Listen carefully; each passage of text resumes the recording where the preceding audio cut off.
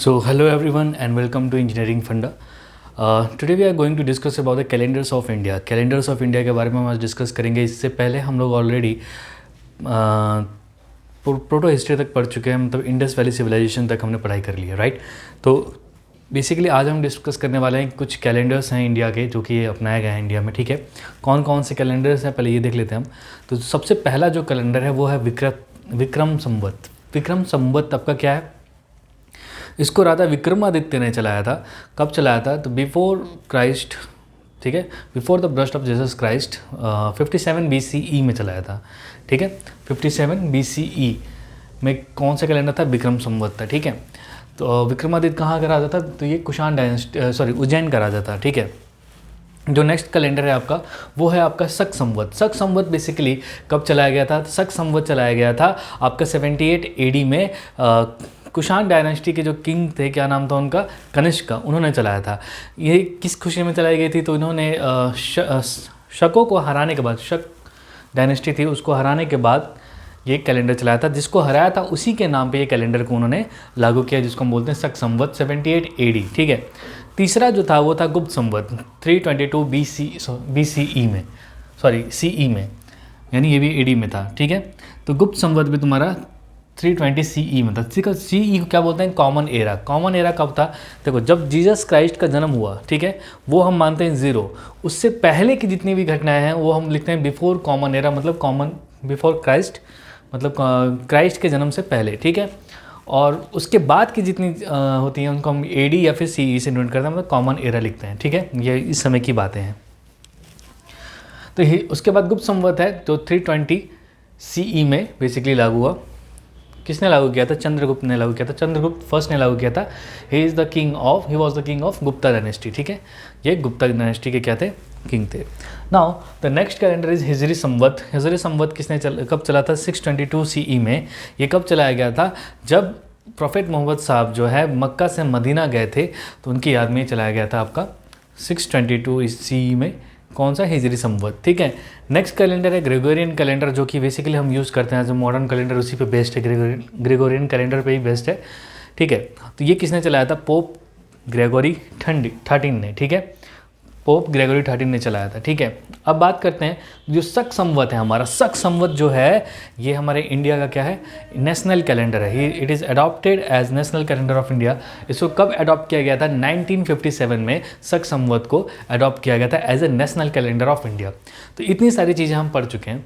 अब हम चलेंगे हिस्ट्री की तरफ, ठीक है. प्रोटो हिस्ट्री हमने कंप्लीट कर लिया. हमने पढ़ा था कि हिस्ट्री को हमने 3 पार्ट में डिवाइड किया. पहला था आपका प्री हिस्ट्री, जिसके रिटन रिकॉर्ड्स, ना तो रिटन रिकॉर्ड्स थे और ना ही उसको हम पढ़ पाएंगे. ऑब्वियस सी बात है, जब रिटन रिकॉर्ड्स होंगे नहीं तो आप पढ़ोगे कैसे, ठीक है. दूसरी जो हिस्ट्री थी वो थी प्रोटो हिस्ट्री, जिसके रिटन रिकॉर्ड्स तो थे लेकिन हम उसको डेसिफाई नहीं कर पाएंगे, मतलब पढ़ नहीं पाएंगे, जैसे कि आपका इंडस वैली सिविलाइजेशन. उसके बाद की जो हिस्ट्री है, उसके बाद वाला जो टर्म था उसको बोलते हैं हिस्ट्री. और ये इसी हिस्ट्री के बारे में हम पढ़ने वाले हैं, ठीक है. सो हेडिंग डालिए हिस्ट्री.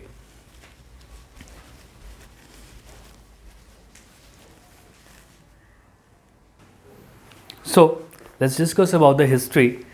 हिस्ट्री क्या है आपका? देखिए, तो on the basis of economic life, cultural life, political life of peoples, हमने हिस्ट्री को 3 पार्ट में डिवाइड किया. ये हिस्ट्री को हम फर्दर 3 पार्ट में डिवाइड करते हैं, ठीक है. पहला पार्ट क्या था आपका? पहला पार्ट है एंशिएंट हिस्ट्री, ठीक है. पहला है एंशिएंट हिस्ट्री जो हम पढ़ेंगे अब जैसे स्टार्ट होगा. दूसरा जो पार्ट है वो आपका है मिडिवल हिस्ट्री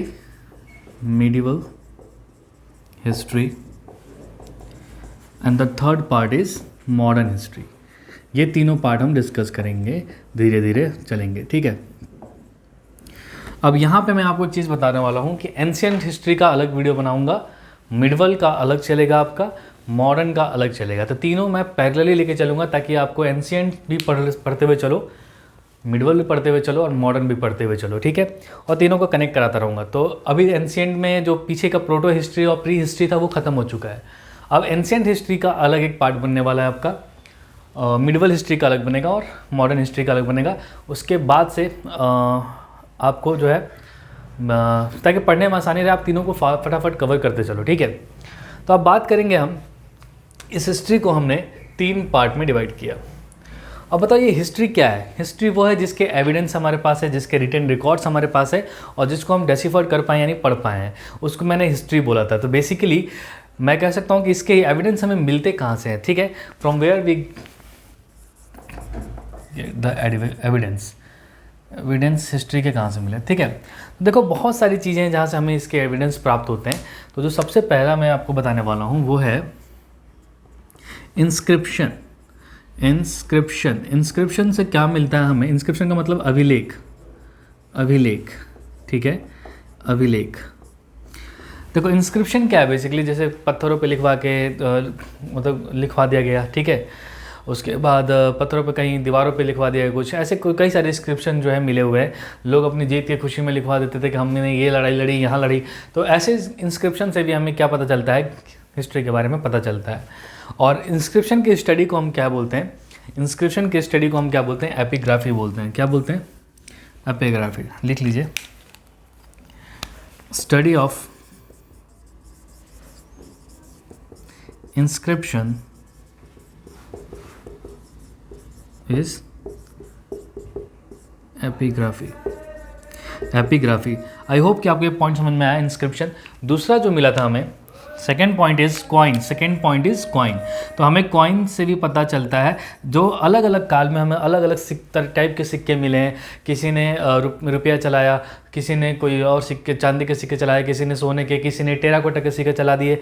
तो अलग अलग टाइम में अलग अलग टाइप के सिक्के मिले, किसी ने मिक्स करके चला दिया, ठीक है। तो इस सिक्कों के बारे में इसके जस्ट नेक्स्ट वाले लेक्चर होगा, तो उसमें मैं आपको पूरा का जितने भी कॉइन्स हैं सब एक बार में समझा दूंगा, ठीक है। तो कॉइन्स की स्टडी को क्या बोलते हैं? स्टडी ऑफ कॉइन्स, या फिर ऐसे लिख लो, collection and study of collection and study of old coins are known as नुमिस्टिमैटिक,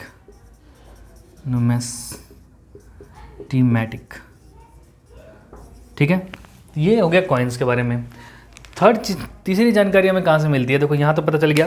तीसरी जानकारी हमें कहाँ से मिलती है? थर्ड वन, तो आर्कियल मॉन्यूमेंट से मिलती है। कहाँ से मिलती है? मॉन्यूमेंट से मिलती है।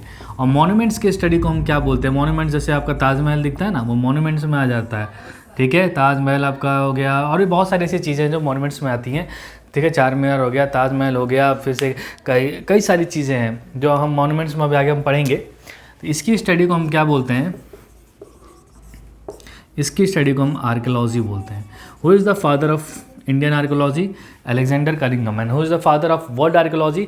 ये आप मुझे कमेंट करके बताएंगे कि वर्ल्ड आर्कियोलॉजी का फादर कौन है, ठीक है। तो study of monuments is known as archaeology, ठीक है। चौथी जो चीज़ है वो है आपका मैन्युस्क्रिप्ट। मैन्युस्क्रिप्ट को हम क्या बोलते हैं? मैन्युस्क्रिप्ट को हम बोलते हैं पांडुलिपि। हिंदी में क्या बोलते हैं? पांडुलिपि। अब पांडुलिपि बेसिकली क्या है? हाथ से लिखी हुई चीज़ें। मतलब मैन्युस्क्रिप्ट क्या है? जो भी चीज़ें हम हाथ से लिखते हैं, हाथ से लिखी हुई चीज़ें, हाथ से लिखे हुए रिकॉर्ड्स, हैंड रिटन रिकॉर्ड्स। इसको क्या बोल सकते हैं? हैंड रिटन रिकॉर्ड्स, इंग्लिश में लिख लेना, ठीक है। तो इसको हम बोलते हैं मैन्युस्क्रिप्ट। क्या बोलते हैं? मैन्युस्क्रिप्ट, ठीक है। आर्कियोलॉजी को क्या बोलते हैं? पुरातत्व शास्त्र,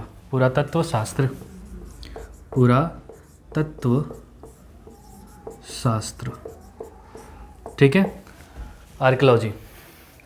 नाउ द नेक्स्ट, उसके बाद से क्या मिला आपका? देखो पांडुलिपि में बेसिकली क्या आपका? हाथ से लिखी हुई सारी चीज़ें, ठीक है। और इसमें आपको पता होगा कि जो पेपर है सबसे पहले कहाँ से? चाइना आया, चाइना से फिर बगदाद गया, बगदाद से उसके बाद इंडिया आया, ठीक है ना। इसमें ये पॉइंट लिखना ना, चाइना से कहाँ गया? बगदाद। पेपर जो था, पेपर की तो खोज पहले तो लोग पत्तियों पे लिखा करते थे, है ना, उसके बाद से पात्र आया, ठीक है। पेपर की बात करें तो पेपर सबसे पहले चाइना, फिर चाइना से बगदाद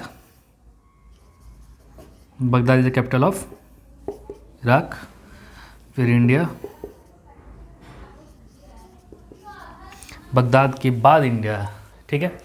आई होप कि आपको समझ में आ रहा होगा ये पॉइंट, ठीक है। और नाउ पांचवा क्या है आपका?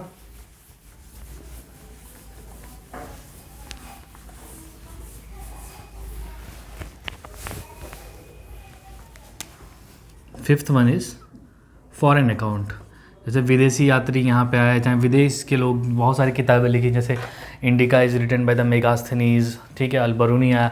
तो फॉरेन अकाउंट से भी हमें बहुत सारी चीज़ें मिलती है, कुछ बुक्स हो गए हैं, ठीक है, कुछ लेखक हो गए, कुछ यात्री हो गए, ठीक है, उसके फॉरेन अकाउंट से भी हमें कुछ जानकारियाँ मिल जाती हैं, किसके बारे में, हिस्ट्री के बारे में, ठीक है। तो यहाँ तक तो आपको समझ में आ गया कि किन किन चीज़ों से हमें कौन कौन सी जानकारी मिलती है, ठीक है। और देखो मॉन्यूमेंट्स के बारे में हम जब लेक्चर आगे पढ़ते जाएंगे तो उसी में बताता जाऊँगा। मॉन्यूमेंट्स, कॉइन्स का मैं एक अलग से वीडियो बनाऊँगा। फिर उसके बाद से आपका जो पहला टॉपिक था जिसको हम क्या बोल रहे थे, इंस्क्रिप्शन। इंस्क्रिप्शन भी जिस राजा के बारे में हम पढ़ेंगे उसी के साथ करते हुए चलेंगे, ताकि आपको पता रहे कि इस सेक्शन में हमने ये इंस्क्रिप्शन पढ़ा था, या फिर कहोगे तो एक ही साथ सारे इंस्क्रिप्शन भी लिखवा दूंगा, ठीक है। तो आई होप कि आपको यहाँ तक ये पॉइंट समझ में आए होंगे। इसके बाद के जो भी पॉइंट्स होंगे मैं आपको नेक्स्ट लेक्चर में, पहले तो कॉइन्स के बारे में बताऊँगा, कौन से कॉइन्स किस किस शासन में मिले हुए हैं, ठीक है। So thank you and have a nice day.